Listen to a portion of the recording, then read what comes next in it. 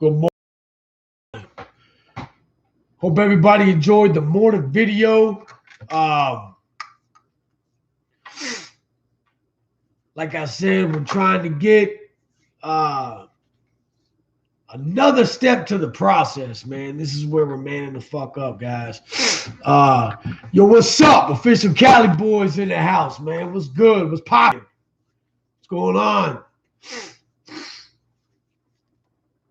The kids coming home. Well, my son coming home today. They've been gone for the weekend. I want to knock a couple videos out. I've had a couple people ask me about doing a video on eye contact in prison, the consequences of it. So what I'm going to do is touch bases on that.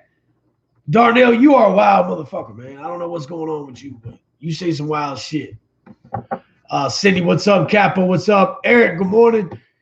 Y'all make sure you check out the official Cali Boys page. What's Def talking about?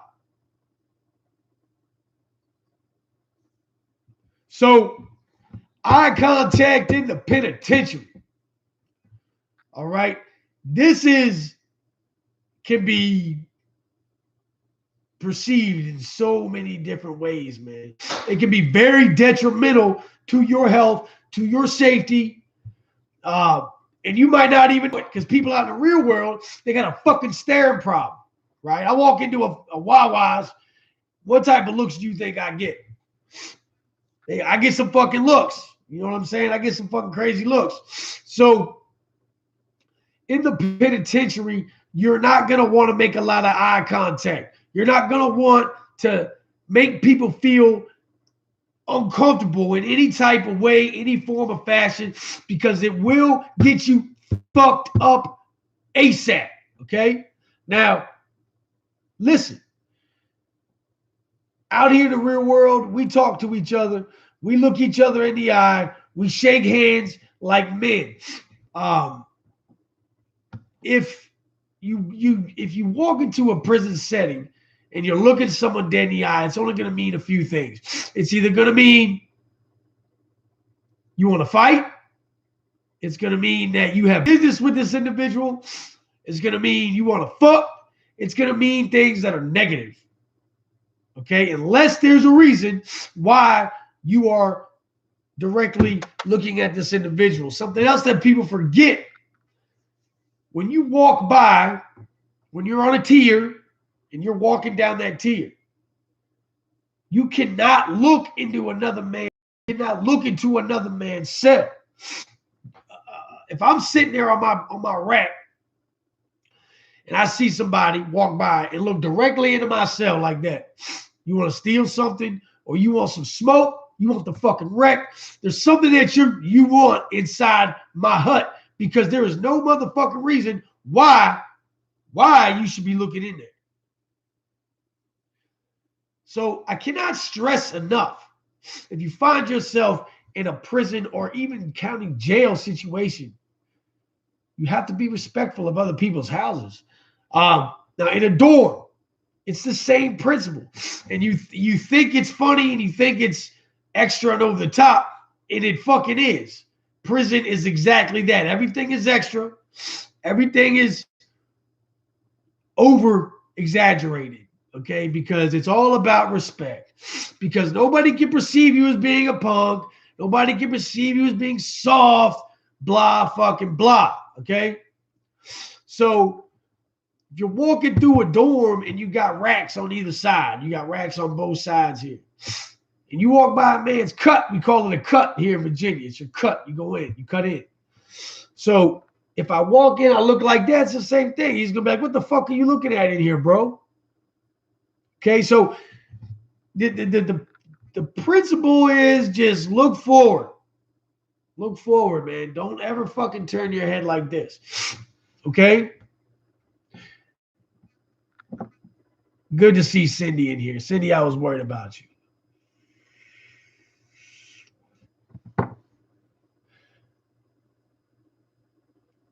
Something else you're going to want to do too.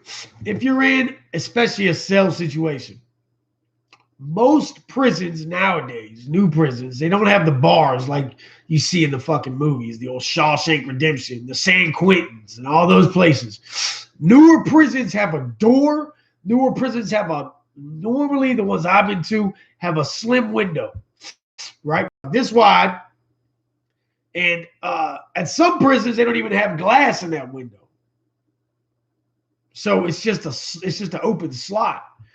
So the correct etiquette, the thing you do is you're gonna knock on the door and you're gonna do this.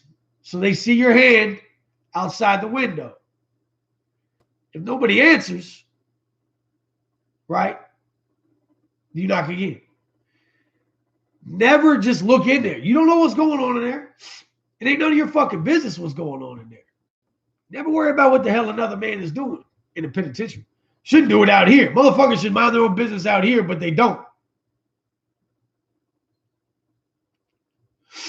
My GoPro has landed. Yes, this is it right here. Much love to James Smith. I don't know how to use this fucking thing yet. So I'm reading tutorials and shit like that, man. You know, I'm an old guy, so it takes me a while to learn this shit.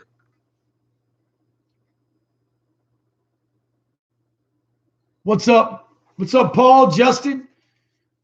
Good morning, Pam from South Carolina. Very true, John. Stay in your fucking lane. That's what that means. Mind your business. Stay the fuck out the way, man. Does prison stick with me? Yes. Okay. And I get this question a lot. I've spent over 14 years. Cindy, I love you. You're so sweet. Thank you so much, Cindy, for the donation. I've done over 14 years in the penitentiary. That's a lot of time. So a lot of those things are ingrained in me. They're not going to go away. There's certain things that I still do to this day. There's a certain way I fold my socks. There's a certain way that I put my clothes away. There's a certain way that I store things because I'm used to storing them in a very small space. And my girl gets on me all the time because she's like, bro, you have a whole house. You can put shit other places. When I first moved here, because before I got with Brandy, I was living in a very small apartment, like an efficiency. I was living by myself. I had 2 jobs. I was living in this small, it was actually a motel that was turned into like little apartments. So all my shit, when I first moved here, I kept it like in the corner of our bedroom. And she was like, bro, we can put shit in the closet. I had 1 drawer out of like 10 drawers on her dresser, and she had cleared shit out. I moved into Brandy's house. Everyone knows that. So it took me a while it felt like I was parting with these things. You know what I'm saying? It was very, very difficult for me. Official Cali boys, you are official. Rinse it out, homie. So that's just, I still spit in the toilet. I won't spit in my fucking sink. Every time I take a piss, I wipe down. I still take that sheet of toilet paper and I wipe down the sheet. It's just certain things that I've done over time for my whole life that have stayed with me. And that's going to happen when you're institutionalized. I'm institutionalized in a lot of fucking ways. I still live my life to a certain degree of, structure. You know what I mean? Because that's just what I'm used to. It's comfortable for me. A lot of people, they laugh at that. They think I'm odd. They think I'm crazy. But anybody that's been in and out of the system understands it. So that's just what I'm trying to get at. But the eye contact is fucking crucial. The other side of that eye contact is when you are having a conversation with another guy in the penitentiary, you want to make sure that there isn't no shiftiness about you. Remember this, that everybody's watching you all the time. Kojo, thank you so much, man, for the donation, man. Yeah, actually I am. I've gotten back to it. I just went actually and bought some weights. I need to get a few more things. I need to get a bench, but I got my long bar. I showed it yesterday on the video last night. Check it out. Just some little shit. Nothing real crazy, but it's stuff that Brandy and I can use.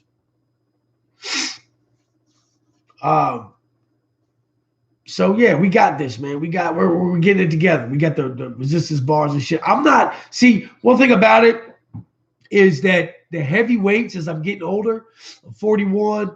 I don't want to put too much strain on my joints. I've worked out my whole life in the penitentiary, so it's a little harder for me. I like to do high reps, lightweight now, man. That seems to work better for me.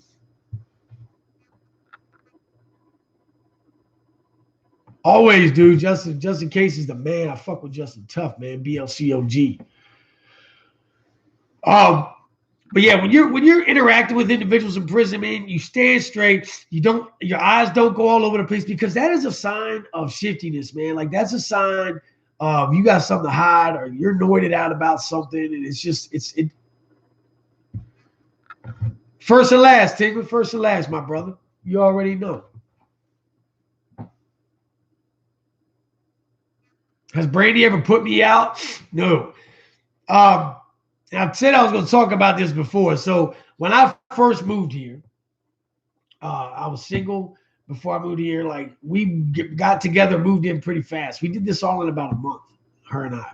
So I was still kind of like in the life a bit. And a lot of shit I was hiding from her. And I was still hustling. I was hustling a little bit. And I was going back and forth to Fredericksburg. Well, I started drinking a little bit because when I moved to Brandy, it's like a no drug policy. And at that time, before I moved here, I was actually kind of dibbling dabbling a little bit, still sniffing powder. I like powder. So I would get drunk. Like say me and her would go out, I would get drunk. And there were times where I just fucking catch an Uber, $120 fucking Uber down to Fredericksburg to party. Now I wasn't cheating on her. I was just down there with my homeboys and shit. But it was, you can't do that. You can't dip out in the middle of the night and be like that. So she did give me an ultimatum. That's what she did. She called me one day. We've been fighting real bad for months. Like it was at the point where we weren't sure if we were gonna continue on with the relationship. So she called me one morning from work after we had fought on the way out.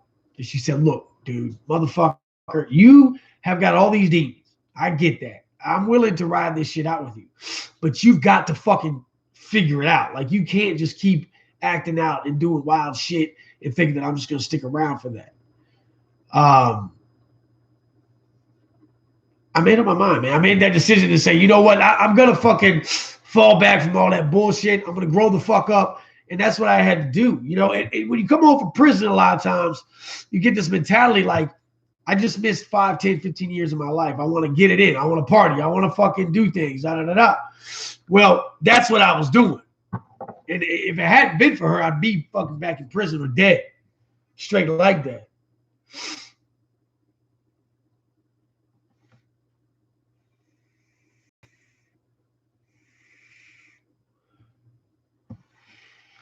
What's the longest bid I've ever done? My last bid was the longest one I've done. It was 7.5 years at one time. Yep. I've done 5. I've done like 3, and I did the 7.5. So with good time and everything, come out to 14, 15 years, man.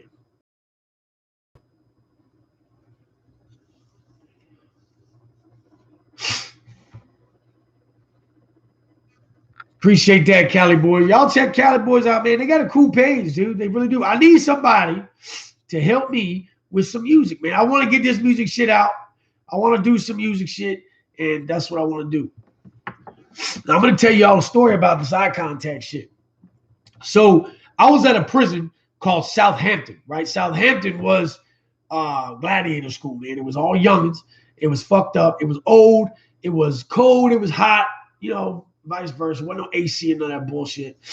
So the thing about Southampton was there was a lot of fucking blind spots. 2 tiers, had the doors and shit, little pod, whatever. So I'm in the day room one day, and there was this new booty dude that just got there, young cat, right? But this dude had all the fucking, like, you could tell he was getting plucked on the tattoos in the county jail because he had all this shit plucked all over him. You see a lot of guys like that, where they don't wait to get down the road to get these tattoos. They sit in the jail, pluck all this bullshit all over themselves. They look crazy as hell. You see them all the time out in the street, I'm sure. But the thing about it, he comes in, he had all this like racist shit.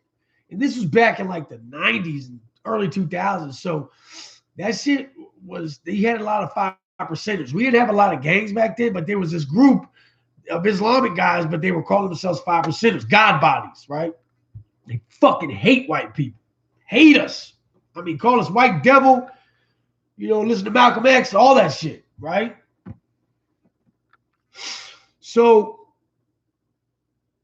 I was always all right with them because I'm not racist. You know what I'm saying? So I understood where they were coming from, but I didn't like try to interact with them too much because if I know somebody don't like me because the way I look, then that's just what it is. I keep my distance, but I got respect. I was always had respect any time I did time, man, because I knew how to get it. You know, I wasn't going to back down. I took ass whippings. I've given ass whippings out. That's just the name of the game. You're not going to win every single fight. So people that get on here on YouTube and talk about no one ever faded them and all that shit are fucking lying, okay? Especially white boys. Because if you was a fucking white boy coming up in the system out here in Virginia anyway, especially through juvie, through these fucking gladiator camps, you got your ass whipped. Even if it was getting jumped, you got your ass whipped. I don't want to hear that shit, all right? If you've been to any major institution as a white boy, you have to throw the hands every once in a while. Any fucking way. So the kid's walking around the pod. He keeps looking in people's cell. Where there was this old dude named Pettis. And Pettis was an old convict. He's dead now. But that was my dog. We used to play chess every day, and we would fucking play spades, and that was my partner. We knew the signs. We could cheat the fuck out of people, and we ate good by playing tabletops. That's another way to make money. You gamble on tabletops all day long. Well, Pettis was out in the day room with me, but the boy kept walking by looking in the man's cell. So Pettis tells me, he said, yo, man, what the fuck is up with dude? You know what I mean? This little white boy that was fucking Nazi shell over him, looking in my hut. I said, I don't know, bro. I said, let me go talk to him. So I go and tell the youngin', I'm like, listen, you need to fucking stop looking at people's huts, man. It's a bad habit to get into. And he just told me, he was like, look, man, it's just a habit. I don't mean nothing by it. I said, listen, I get that, but you got to make sure you ain't looking at people's shit, blah, blah, blah. Well, Pettis, me and him finish up our game. Pettis goes in, gets his shit, goes and takes a shower, right? Shower's right there in the pod. So he comes out, and when he comes out, he's going, the boy's walking. And I sit right here, and I witness the whole thing. And he's coming out of tear. Pettis is in there fucking doing his thing. And when the kid walks by, he looks. But Pettis is in there trying to get fucking dressed and shit, so he's half-ass naked. And I seen it. I seen the whole shit. The boy did a lap, comes back, walk around the pod again. And when he came back through, Pettis yoked him up, took his fucking towel and yoked it around dude's neck like sideways and drug him in the goddamn cell. Right? So he takes him in the cell, and he had, as the boy was walking, he had taken his pillowcase and filled it with little books he had, these little hardback books they used to get from the library. So he's got a pillowcase full of books and takes and fucking starts beating this kid in the fucking face with his goddamn pillowcase. And I was like, yo, bro. I was like, what the fuck? Pettis, chill the fuck out, dog. Da-da-da-da-da. When he beats the boy lumpy as a bitch, man. He's got these fucking hemoglobins all the fuck over him. And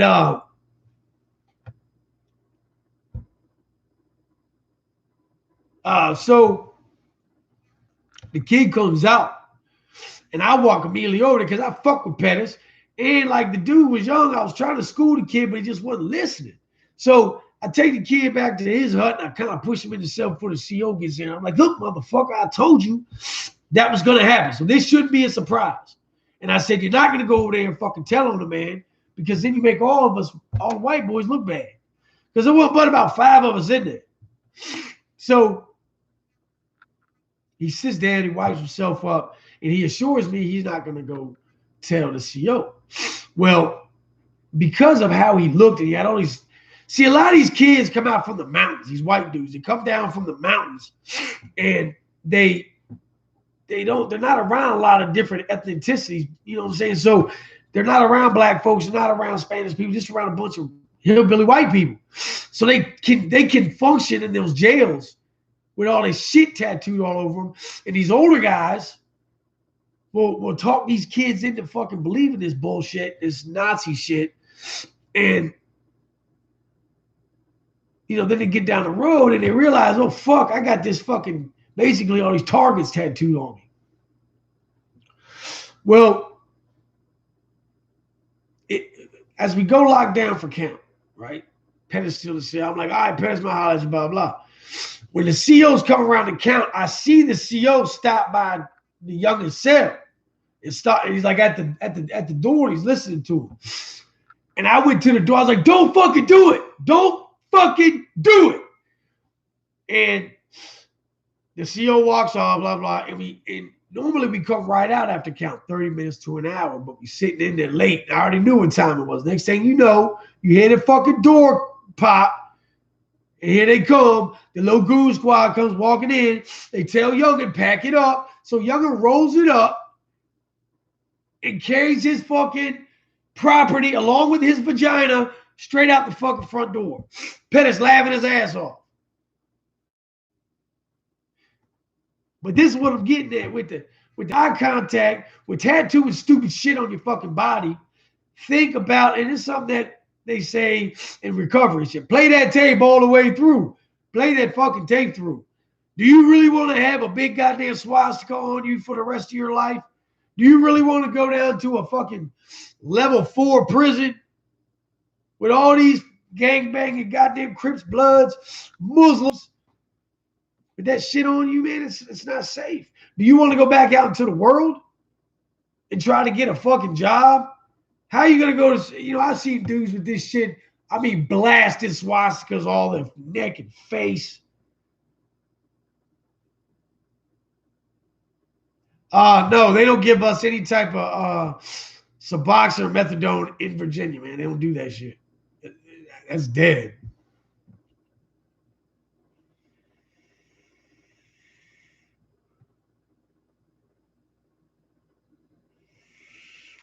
So that's what I mean by eye contact in prison is detrimental, man. I've seen motherfuckers get this shit split bad over that shit. For real. What do y'all think? Give me y'all's opinion on the breakdown. What do y'all think of the new show, The Breakdown with Big Legs?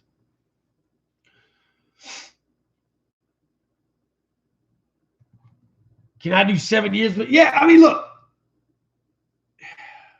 Prison nowadays, especially as you get older, you'll learn how to maneuver. But as a young buck coming up in the system, that's why I can go to prison right now. I'm not going to have issues because most of these motherfuckers know me. You know what I mean? That's how you build your rep. That's how you do it. You got to be young and crazy, wild. Motherfuckers are going to know that you're with the shit. But prison now is a little different. I will say that the new generation of convicts, of inmates that are coming into the Department of Corrections are a lot less violent. They're non-violent. They're more likely, at least here in Virginia. I can't speak of anywhere else. Virginia, I will be honest, is one of the least violent corrections institutes in America. And you hear, like I watched Joe from After Prison Show and shit. He's always, like I watched some of his old videos before he became like a fucking construction worker or whatever, where he's like, man, I went from a level 1 to a level 2, and man, there was gangbangers and da-da-da. Man, that is fucking horseshit. Horseshit, dude. That is a lie. And I don't like when, guys get on there and falsify shit. I hate that. I'm going to tell you straight up. Motherfucking Virginia level 2s in Virginia are soft as a bitch.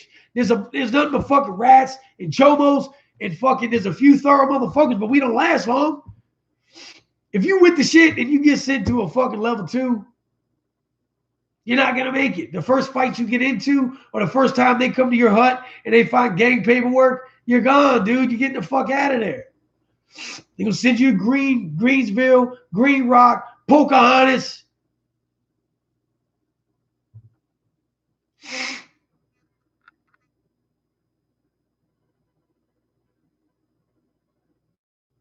So I'm not even looking at the question. I'm going to look at them now.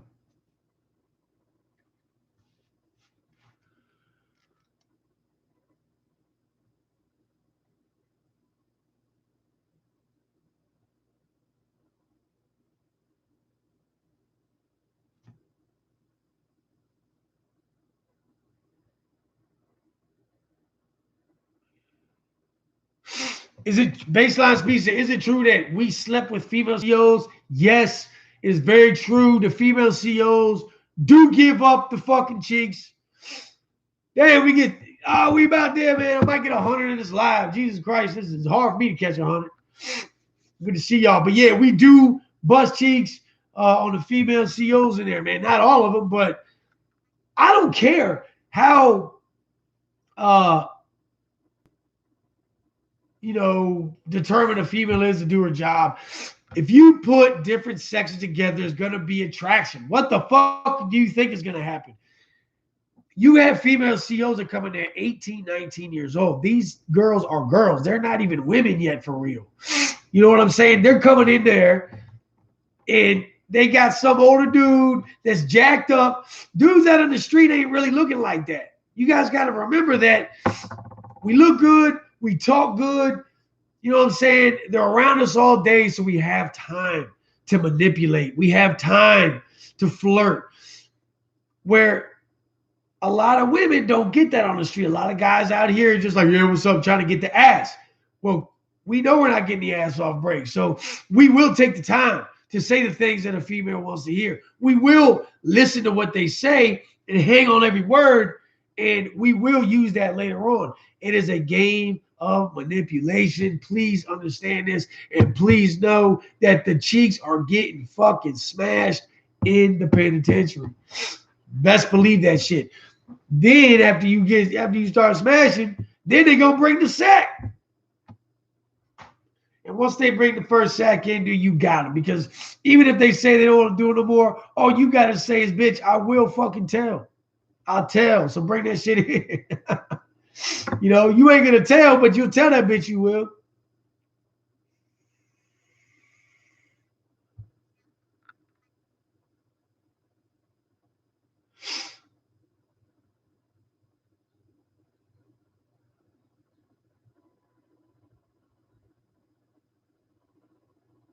Oh, what people talking about me sniffling again? Yeah, fuck them. I don't care, man. We all know what time it is, man. I sniff in every video. If y'all think that I got money like that to sniff drugs all day long, you're fucking tripping. I'm a landscaper and a YouTuber. There's not money in either one of those things.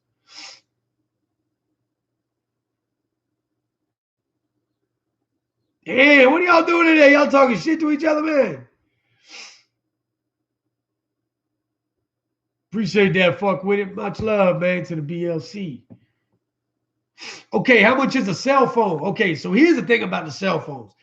Usually a phone in Virginia is going to be around 500, 300 to 500, depending where you're at. I know a lot of states, Cali, Texas, these states have an abundance of cell phones. We don't have that many. We're going to have a few. There's going to be phones in the pod.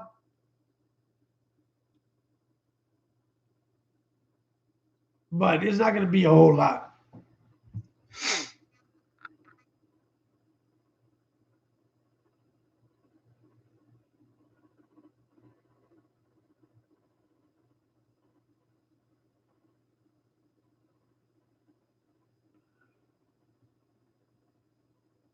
How many people get airlifted?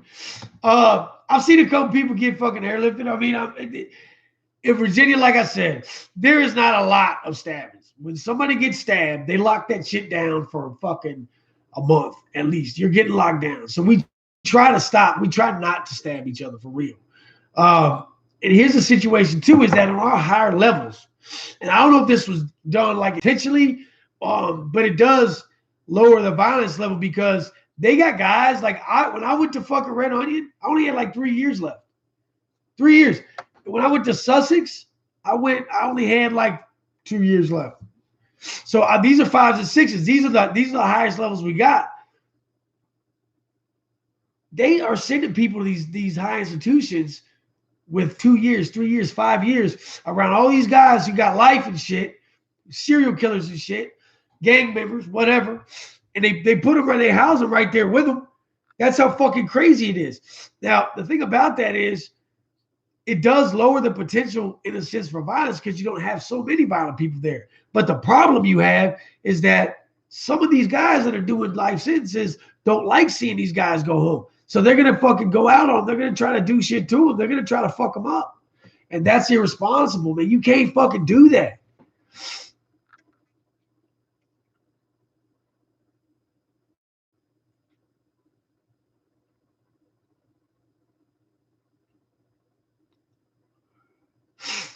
See, my situation here is that I can't breathe in. Like, it's hard for me to blow out. So I think it's a problem up here somewhere.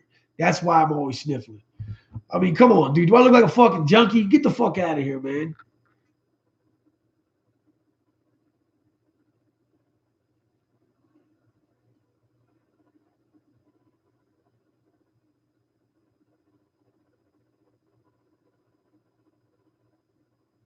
Yeah, like when I was locked up in Rockingham County, right? Check this out. So I went to I got a pissed dirty for my PO years ago, and it's 2002. They sent me to this place called your Mine Shaft, which is like a drug rehab place. So I was supposed to be there for 30 days. No, 90 days. So, but after you're there for 30 days, you can go to AA meetings and shit out in the streets. So I would go to these AA meetings, but I would pass this liquor store every day. Every day I passed this liquor store. So one day I stopped in that bitch and got me 2 fucking, I guess it was a pint, whatever that is, a pint, 2 pints of Evan Williams. Yeah. And I drank both of those motherfuckers. And let me explain why I don't drink a whole lot. I've been to prison 3 times. I've been to prison 3 times because I got drunk and acted out violently. So I don't drink like that. I might go have a drink, like 1 or 2 shots of Jameson, and that's it for me. But I got drunk. I got violent. I started fighting the fucking administration people. I walked into the office drunk as shit when they were having a board meeting and just started hooking off on these motherfuckers, man. Yeah, no bullshit. And they get me to the ground. They call the cops. They lock me up. Boom. So I got a misdemeanor, 3 misdemeanor assault and battery. So they send me to max pod, right? There's this fucking dude. His name was like Zinginger or some shit with a Z. You can probably find him. He's in Harrisonburg, Virginia. This piece of shit took his kids up on a mountain and fucking killed both his little girls. And then tried to fucking went to go cut his own throat. And when he did that, he bitched up like the piece of shit faggot he is and wouldn't go all the way. So they locked his ass up and he was going to court. He was on trial whenever fucking I was in that jail. So I'm in the cell with this motherfucker. And he goes and gets he gets a death sentence. They bring him right back to the pod. He goes and gets a death penalty and they bring him to the pod. So he comes back and he's like, man,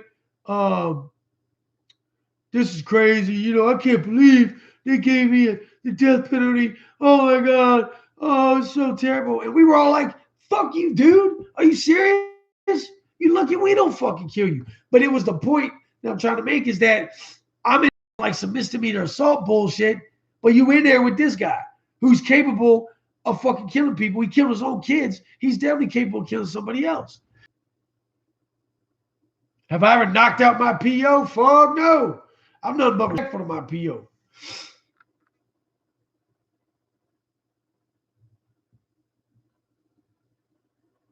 Much love, buddy. Do I think the coronavirus is going to get in prison? Absolutely. Absolutely. It's going to spread like a motherfucker. Do we make Pruno? I make the best fucking Pruno. Hey, listen, I make some wine that will knock your dick in the dirt. And we make clear. Has anybody on the prison show ever talked about how to make clear liquor out of wine? So, all right, fuck with it. Much love, homeboy. So, you know how to make wine? Use rotten fruit, sugar, yeast. That is what we use. We let it ferment. We burp it. We let it ferment. We let it burp it for about a week or so. Then we drink it. Okay, so here's how you make the clear. So what you do is you got to get yourself a saltwater stinger. Anybody don't know what a stinger is? This is how on lockdown we would use to heat water up. So it's basically an electric cord, and we put metal on one end, right? Then we have copper and shit on the other end, and we plug the metal, like the I guess it would be 2 paper clips or staples or something like that, into the electrical socket, and then it heats up this copper wire that we steal, like take it out of the vacuums or whatever, the air conditioning unit, however we can get our hands on it. And this is how we make a stinger. Saltwater stinger is a little different. But what you do is you take your wine, you got to make your wine first. So you make your wine, you drink a little bit, make sure it's some gas. If it's gas, then what you want to do is you're going to take and put the saltwater stinger directly in that wine, and you're going to start cooking that fucking wine, and you take another bag over top with a tube into some type of collection bowl or something like that, and the condensation coming off of that boiling ass wine is clear fucking liquor. You can light it and turn blue. That shit will get you drunk as a bitch.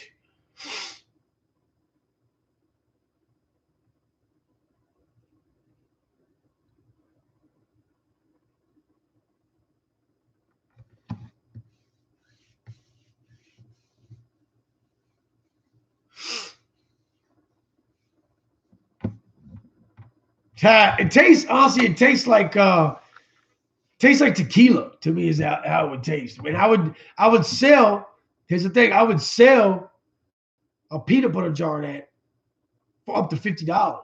People buy that shit. It'll get you lit, man. Morning, James.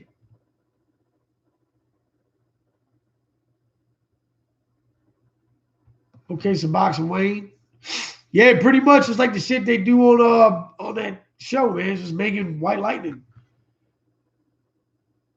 Well, these hats came from a viewer by the name of Summer Holt. Her and her boyfriend actually made some shit for us. She said she'd be willing to make some more hats. So I'll tell you what, if people are interested in the BLC hats, I'll see if I can get her to make some. It will definitely be on her time. That's the only thing about it. And I'll be more than happy to, man. I love people. I love these hats, man. This is a dope ass hat.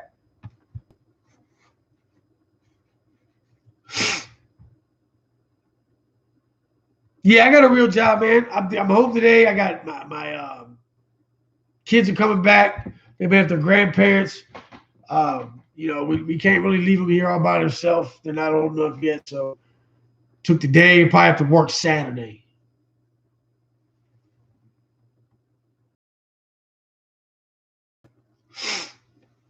Do I watch 23-1? Yeah, man. That's my dog. Me and Death are cool. He lives about an hour and a half, 2 hours away from me. And we've talked about linking up, hanging out, and everything, man. I fuck with old Death.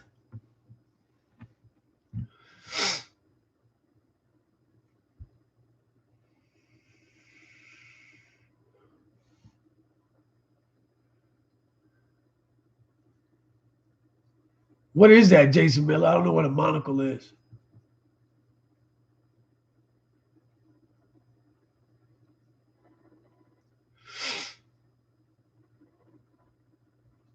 Some prison cooking? Yeah, I can do that. I like hell yeah, I'll go fishing.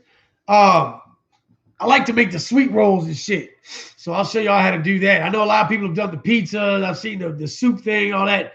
I like to make like cakes and shit. Like I was a cooking motherfucker there, man. Because for a long time that was my hustle.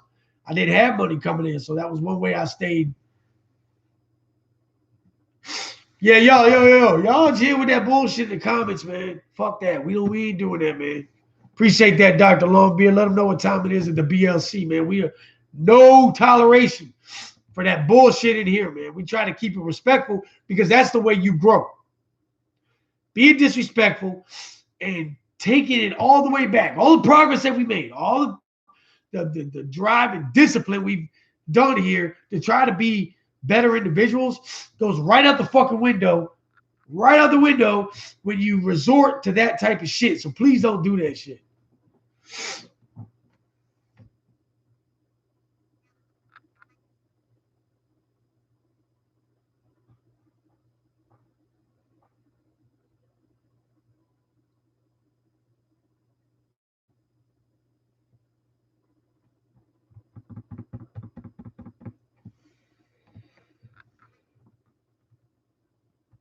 What's up, Kevin?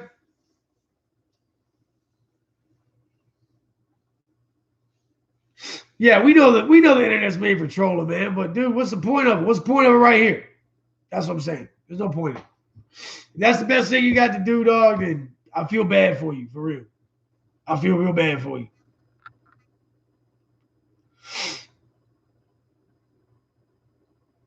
Yeah, Dev is tripping. Dog. I seen Dev's Instagram, and he was like, "Everybody, it's coming. You need to stock up." He had a fucking bat. I was like, "What the fuck are you doing, dog? What are you doing right now?"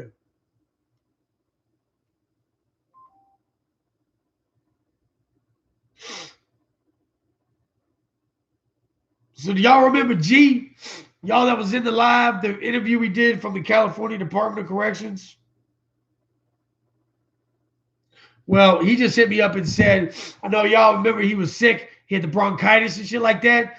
Well, he just texted me and said that they're taking him to the doctor and he thinks he has pneumonia. So everybody, if you do pray, please say a prayer for the homie, man, because he's a good friend of ours and he was, he put himself on the line to come on there.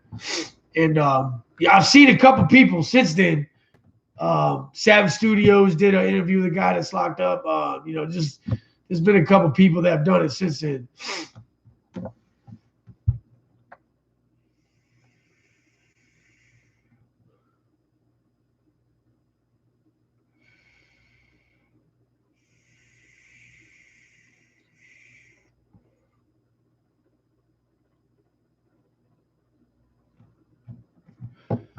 What do I think about the virus? Man, fuck that virus. Unfortunately, here's the thing that's unfortunate. There's gonna be a lot of people that die. We know that. Uh that sucks. You know what I'm saying? But you have to move on with your life. You have to be productive. You have to go on, business as usual. People freaking out about it. People saying, "Oh God, we got to quarantine." I've seen a lot of videos about people fist fighting in the stores over fucking toilet paper. Come on, man. It's sad shit. I think that 80% of us are going to get it. We're going to get it. It's inevitable. That's the way it is. So instead of trying to plan on ways to escape it, start planning on ways to deal with it and cope with it when or if you do catch the virus. That's my theory on it. If I get it, in our household, I'm the main one that's going to be the problem. The kids, obviously, they're okay. I mean, they get little symptoms, but they're not dying like the older people. Brandy, she's over 40, but she isn't. She's healthy. She goes to the gym. She works out. She does her thing. Me, I've got respiratory issues. I've got severe fucking respiratory issues. I smoke, the vape. So it's a lot of shit with my stuff that is going to be problematic. So I'm the one that we're mainly concerned about here. But I'll face it head on. It's like I face anything else in my life. You know what I mean? And I'm going to beat it.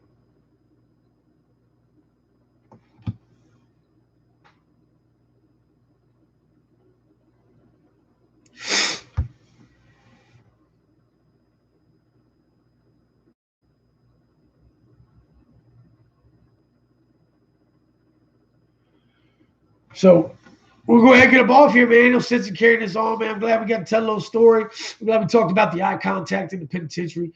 Remember, if you do find yourself in that situation, man, to just stay in your fucking lane, man. Mind yours. As always, much love to the BLC, man. And everybody, please take care of you and yours. If you have elderly neighbors, man, check in on them. Make sure they're okay. You know what I mean? Because a lot of those older people, they don't have nobody that cares enough about them to come check on them. It's pretty sad that you see these people who raised these kids, gave their life, and then the kids just leave them out to dry. It's sad to see our homeless out there right now because they're very, very susceptible to this. All of our vets, it's a shame to see our veterans out there sleeping on the streets because the government won't help them.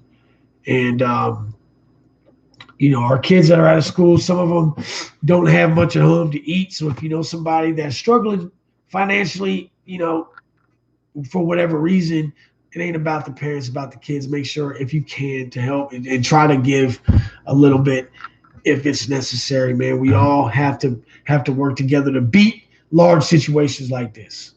And that's my theory on it. That's why I stand with it. I'm gonna try to do what I can. Um,